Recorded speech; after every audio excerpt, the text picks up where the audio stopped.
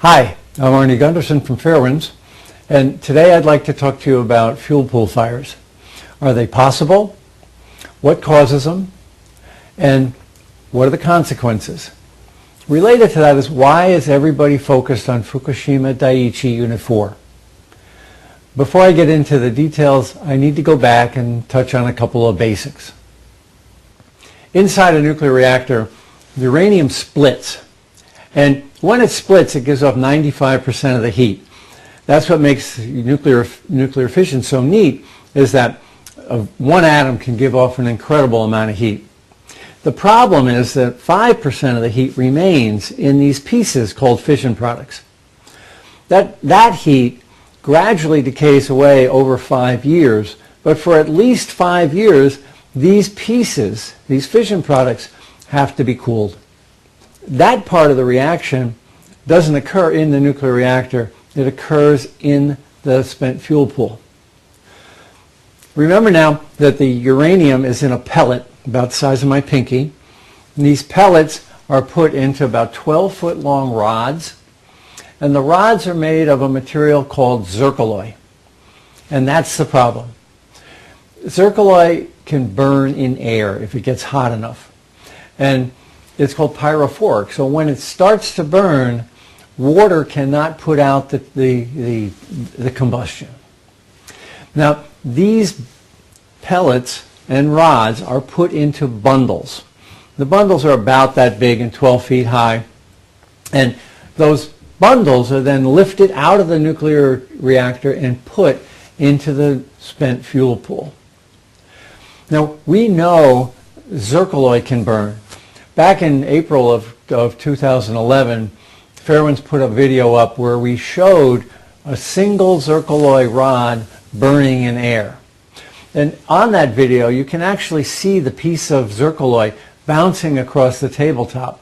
And it was combusting on its own. There was no flame, and it was basically burning in air with no internal source of heat. The question is, can that happen in a nuclear fuel pool? And what is it about Fukushima Daiichi Unit 4 that has everyone concerned? There are 4 reactors in jeopardy at Fukushima Daiichi, but everyone's attention now has been focused on the fuel pool at Fukushima Daiichi Unit 4. Why is that? Well, in the Mark I design, there is no containment over the fuel pool. That means that if there's a problem in the fuel pool, there's nothing to trap the radiation and prevent it from going airborne. At Fukushima Daiichi Unit 4, though, an entire nuclear fuel core had just recently been removed from the containment, from the nuclear reactor, and was put into the spent fuel pool. That's what makes Daiichi Unit 4 unique. It's got an entire nuclear core out of the reactor, out of the containment, and in the fuel pool. Related to that, though, is the fact that Fukushima Daiichi 4 is also damaged. There's a bulge in the bottom of it, and I believe it's something called a first mode Euler strut bulge, and it clearly is an indication of a seismic damage. This is not something that happened from the explosion. The building has been damaged from a seismic event. So Daiichi Unit 4 has an entire nuclear core out of the containment in a spent fuel pool, and the building it's housed in has been previously damaged by the explosions in the building and by the seismic events that occurred since March 11th of 2011. That's why all eyes in the world are focused on what's going on in Fukushima Daiichi Unit 4. The Nuclear Regulatory Commission wanted to know if a fuel bundle can burn in air too, and they commissioned Sandia National Labs to run a test.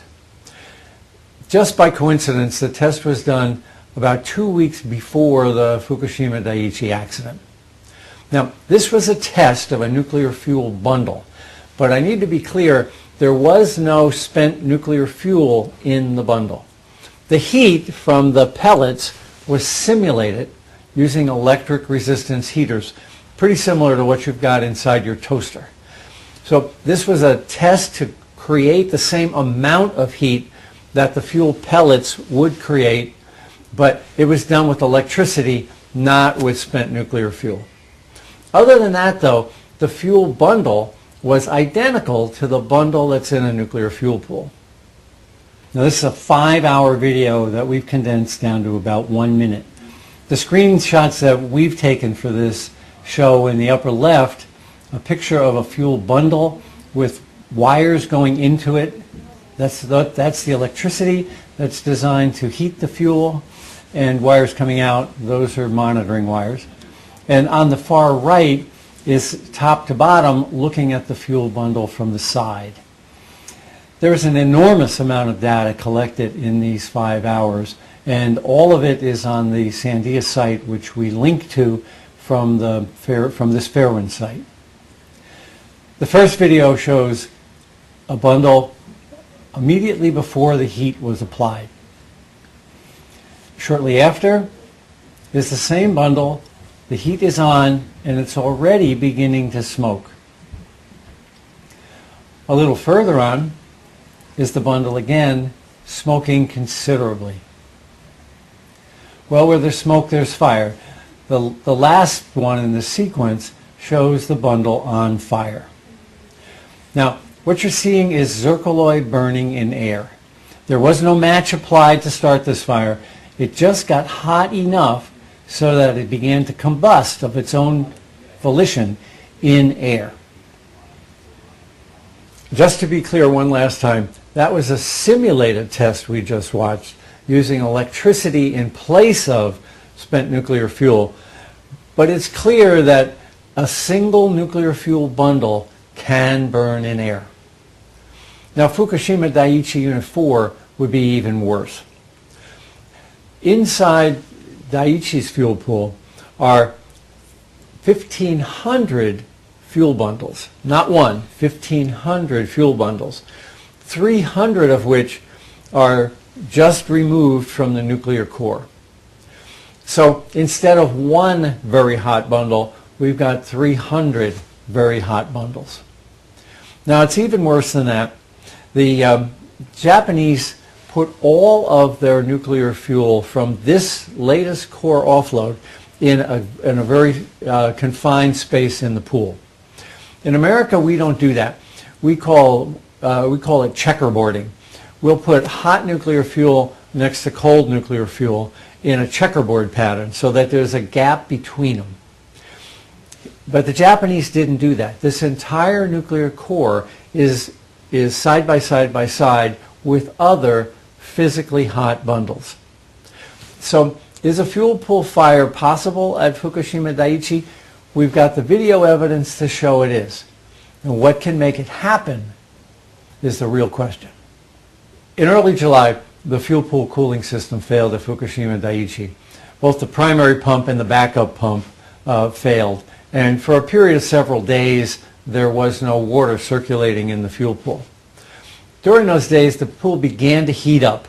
And it heated up at about 18 degrees Fahrenheit, about 10 degrees centigrade every day. This is a huge pool. It's 300,000 gallons of water.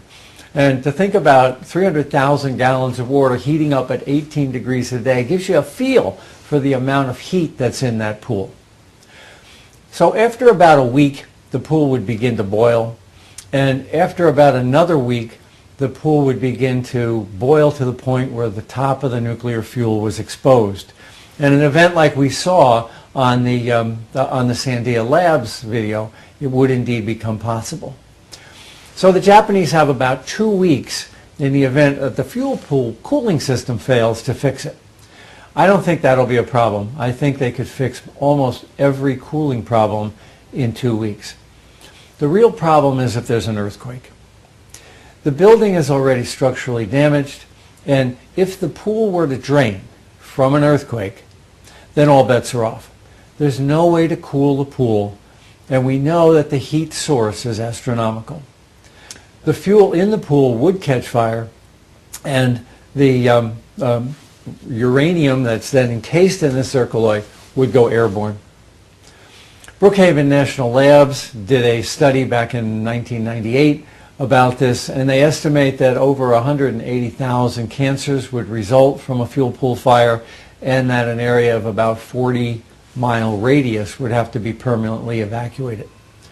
Now, the Brookhaven study had less uranium in it than the Fukushima fuel pool, so the odds are that if a fuel pool fire were to occur at Fukushima Daiichi Unit 4, it would in fact be worse than the Brookhaven study. Regardless of what the nuclear industry claims, a fuel pool fire is possible if the water were to drain from a seismic event. Now, this is not just a Fukushima Daiichi Unit 4 problem. There's 23 Mark I reactors in the United States, and they have even more nuclear fuel in them than Unit 4 at Fukushima Daiichi. This is an international problem, especially in the United States, because we have the most of these Mark I reactors. What can we do about it?